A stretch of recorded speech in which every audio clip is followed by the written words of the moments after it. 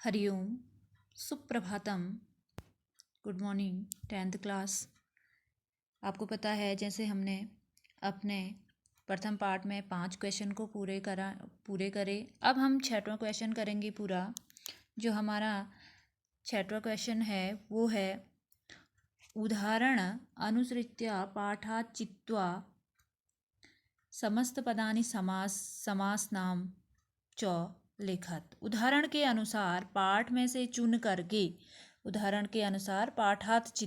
पाठ में से चुन करके हमने क्या करने हैं, समस्त पद के जो समस्त पद दिए हैं उनके क्या करने हैं, समस्त पदानि समास नामान च लिखत। इनके समस्त पद बनाने हैं। जैसे समस्त पद ऊपर दिए हैं, जैसे ऊपर एक उदाहरण के लिए दिया गया है आपको समलम, इसमें अव्ययीभाव समास है, इसका जैसे समझाया गया है। इसी प्रकार से हमने नीचे के भी समस्त पद को बना करके क्या करना है, उसमें समास का नाम लिखना है।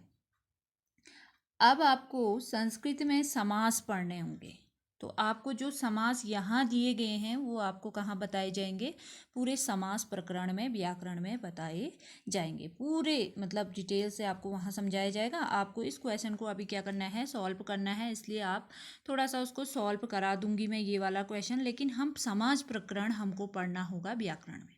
ठीक है, अभी मैं बता देती हूँ कि समास को इसमें कैसे समस्त पद करना है और कौन सा समास आएगा। और जब हम समास प्रकरण पढ़ेंगे तो उसमें हम पूरे तरीके से इसको जानेंगे। ठीक हो गया। अब पहला जो शब्द है हमारा, इसमें है जैसे पहले मलेन सहितम, तो समलम बना समस्त पद, और इसमें कौन सा समास है, अव्ययीभाव समास है। दूसरा शब्द है हरिताः च ये तरवः, हरिता च ये तरवः तेषाम। यहाँ पे जो शब्द बनेगा वो बनेगा हरित तरुणानाम। ठीक हो गया। यहाँ पे जो शब्द बनेगा वो कौन सा शब्द बनेगा, हरित हरित बनेगा, फिर तरुणाम। ठीक है, जो शब्द बनेगा हरिताः च ये तरवः, वो बनेगा हरित तरुणाम। ठीक है, हरित तरुणाम। और जो इसमें समास होगा हरित तरुणाम, जो ये द्वितीय शब्द दिया है हरिताः च ये तरवः, इसमें जो समास होगा वो कौन सा समास होगा, कर्मधारय समास। ठीक है, कर्मधारय समास होगा। ठीक हो गया।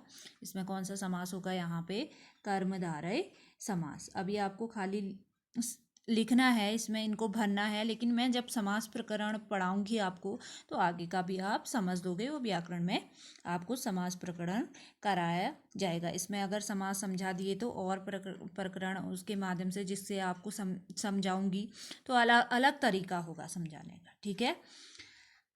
तीसरा है इसमें ललिताः च या लता, ललिताः च या लताः।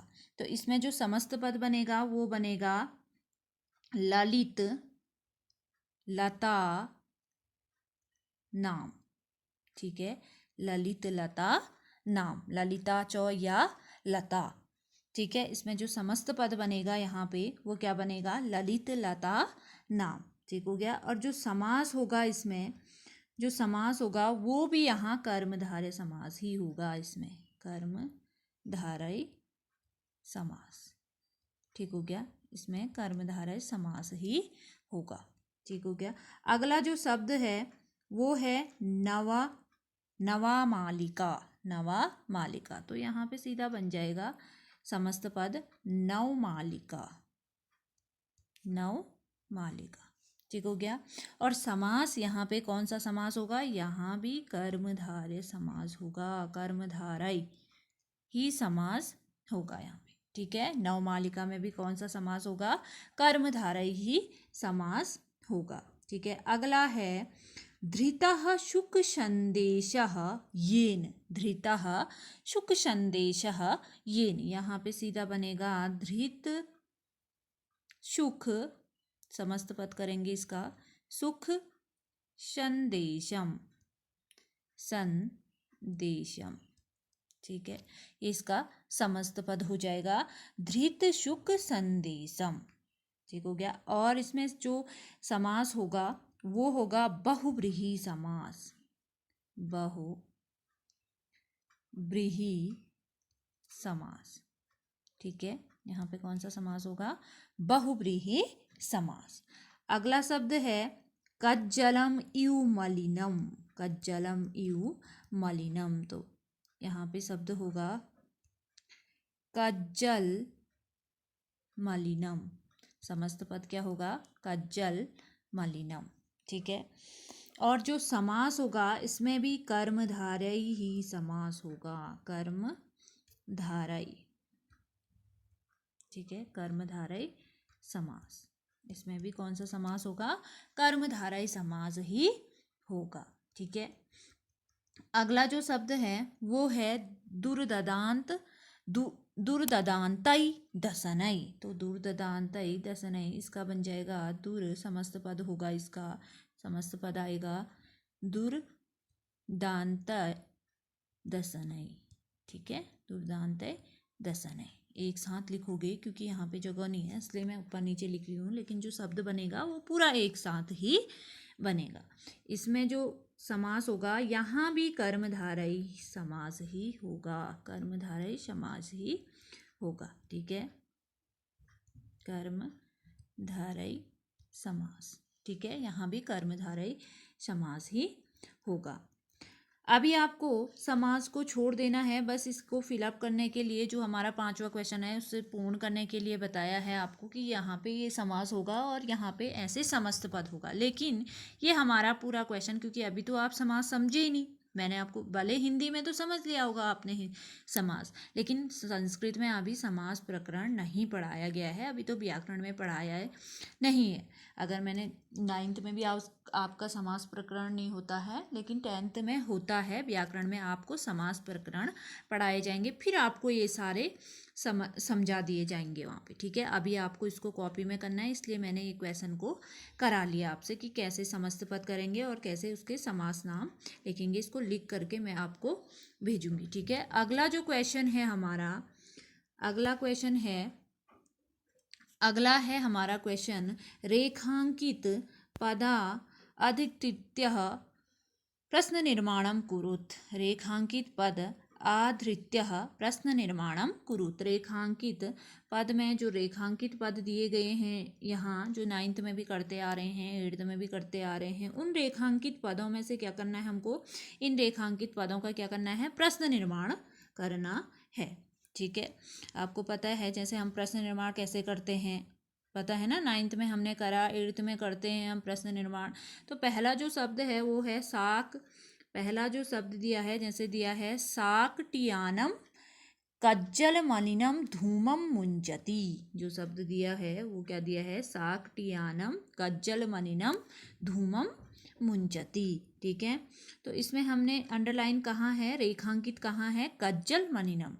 तो पहले अर्थ को समझना है। आपको 9th में बताया गया है कि पहले हम क्या समझेंगे? अर्थ को समझेंगे कि क्या पूछा है, हम कैसे इसका प्रश्न निर्माण करेंगे। पता है ना आपको? पहले अर्थ समझ। पूछा है साकटियानम, सैकड़ों यान कज्जल मलिन को क्या करते हैं? धूमम मुंजति, मतलब धुआं को क्या करते हैं? छोड़ते हैं। सैकड़ों यान धुआं को छोड़ते हैं। पाठ पढ़ाते हैं उस टाइम अर्थ बताया जाता है, तो यही अर्थ वहीं का है। ये क्वेश्चन कहीं बाहर से नहीं पूछते, पाठों से पूछा जाता है।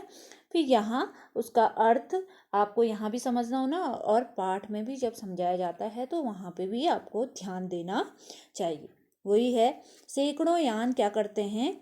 धुआं को क्या करते? काला धुआं को, मलिन, अगर काला गंदा धुआं को क्या करते हैं? छोड़ते हैं। अब हमने काला धुआं को क्या करना है? प्रश्न निर्माण करना है।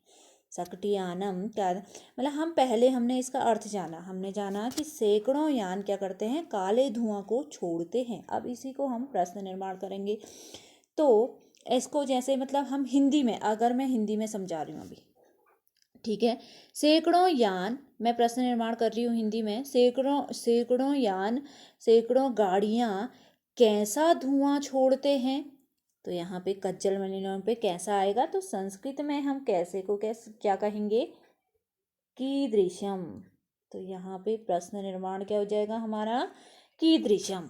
कज्जल मलिनम की जगह पे क्या हो जाएगा, कीदृशं, किस प्रकार का या कैसा धुआं छोड़ता है। तो काला मलिन अर्थात गंदा धुआं छोड़ता है। प्रश्न निर्माण की विधि बताई गई है आपको नवम में, किस प्रकार से प्रश्न निर्माण करते हैं। पहले अर्थ को जानते हैं, पूछा क्या गया है, फिर जो ये इसका अर्थ हम जानेंगे। पहले क्या है, कज्जल मलिनम दिया है ना, तो इसको कैसे हम प्रश्न में परिवर्तित करेंगे। तो किस प्रकार का धुआं या कैसा, तो संस्कृत में कैसे को क्या कहेंगे, कीदृशम, है ना। तो ये यहाँ पे क्या आ जाएगा, कज्जल मलिनम की जगह पे कीदृशम। ठीक हो गया। अगला है, उद्याने पक्षिणाम कलरवम चेतः प्रसादयति। अब इसका भी पहले अर्थ देखेंगे। उद्यान में अर्थात बगीचे में पक्षियाँ कलरव अर्थात चहचहा करके मन को क्या करती है, प्रसन्न करती है। मन को, उद्यान में पक्षी चहचहा करके मन को क्या करती है, प्रसन्न करती है। तो पहले यहाँ पे हमने अर्थ जाना, अब फिर हम क्या करेंगे, उससे पहले हिंदी में करेंगे कि उद्यान में यहाँ पे जो पक्षिणा है उसको पहले क्या करेंगे, हिंदी में इसका क्या करेंगे, प्रश्न निर्माण। केसाम अर्थात किनकी, ठीक है, किनकी ध्वनि मन को प्रसन्न करती है। किनकी ध्वनि मन को प्रसन्न करती है। तो किनकी ध्वनि करती है हमने जाना। तो यहाँ पे क्या दिया है, पक्षिणा दिया है, तो यहाँ पे क्या लिखेंगे हम, जैसे प्रश्न निर्माण करते हैं तो किनकी, ठीक है। तो किनकी को हम संस्कृत में क्या लिखेंगे, केशाम। पक्षियों की ध्वनि क्या करती है, मन को क्या करती है, प्रसन्न करती है। उद्यान में पक्षियों के कलरव या ध्वनि उनकी हमारे चेत हम इन मन को क्या करती है, प्रसारयति मतलब प्रसन्न करती है। ठीक हो गया। अगला जो है वो है पाषाणी सभ्यतायाम लता तरुगुल्माः प्रसर तले पिष्टाः सन्ति। मैंने अर्थ बताया था, लास्ट श्लोक होगा या उससे पहले होगा हमारा। तो पाषाणी जो सभ्यता है वो लता तरु गुल्मा, जो लता है हमारे और तरु है अर्थात वृक्ष है, उनकी टहनियाँ हैं, गुल्म है, उनको क्या है, पत्थरों के नीचे न पीस दे। या हमारे जो पाषाणी सभ्यता है वो हमारे लताओं, वृक्षों को, उनकी झाड़ियों को पत्थर के नीचे पीसते हैं। पिष्टा अर्थात पीसते हैं। अब हमने लता तरु गुल्मा को क्या करना है, इसका क्या करना है, प्रश्न निर्माण करना है। ठीक है। तो यहाँ पे सीधा से सीधा क्या आ जाएगा, पाषाणी सभ्यता के अर्थात किसको, ठीक है, के यहाँ पे आ जाएगा लता तरुगुल्मा अर्थात के प्रस्तुत किसको, पत्थर के नीचे पीसती है। ठीक है। तो किसको पीसती है, लता और वृक्ष और उनकी झाड़ियाँ, जो उनके पत्ते हैं, जो गुल्म हैं, तो उनको क्या करती है, पीसती है। तो यहाँ पे संस्कृत में अगर हमें प्रश्न निर्माण, ये प्रश्न निर्माण क्या बन रहा हमारा, के, ठीक है, किसको क्या करती है, पत्थर के नीचे पीसती है। अगला है महानगरेषु वाहनानाम अनंताः पंक्तयः धावन्ति। महानगरों में सप्तमी विभक्ति है, महानगरों में वाहन अर्थात गाड़ियाँ, अनंत अर्थात बहुत सारी पंक्तियों में क्या करते हैं, दौड़ती हैं। तो महानगरेषु, यहाँ पे महानगरेषु में क्या करना है, प्रश्न निर्माण करना है। तो महानगरेषु, पहले हम हिंदी में जान लें। महानगरेषु, महानगरों में वाहन अनंत अत्यधिक पंक्तियों में दौड़ते हैं। तो यहाँ पे कहाँ वाहन अनंत पंक्तियों में दौड़ते हैं, सीधा से सीधा महानगरेषु का प्रश्न निर्माण करना है। तो कहाँ अर्थात कहाँ को हम संस्कृत में क्या कहते हैं, कुत्र। ठीक है। कुत्र वाहनानाम अनंताः पंक्तयः धावन्ति। कहाँ वाहन अनंत पंक्तियों में दौड़ती है। लास्ट है प्रकृत्या सन्निधौ वास्तविकम सुखम विद्यते। प्रकृति के सन्निग्ध में हमें क्या, वास्तविक में सुख प्राप्त होता है। वास्तविक सुख कहाँ प्राप्त है, प्रकृति के सन्निग्ध में।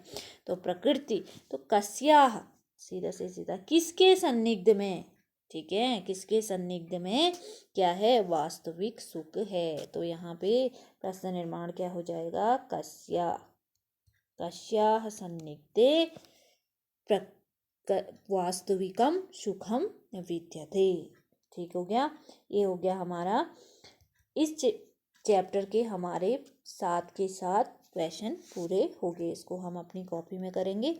जो भी क्वेश्चन आपको इसमें पूछना है समास विग्रह को छोड़ करके, क्योंकि समास विग्रह को मैं समास प्रकरण में ही करा पाऊंगी, वो भी व्याकरण में। जब हमारा समास प्रकरण चलेगा तो वहाँ मैं समास को कराऊंगी। इसलिए समास को छोड़ करके प्रथम पाठ में जितने भी क्वेश्चन आपको कराए हैं वो समझ में नहीं आ रहा है तो आप पूछ सकते हैं। ठीक हो गया, इसको आप कॉपी में करेंगे।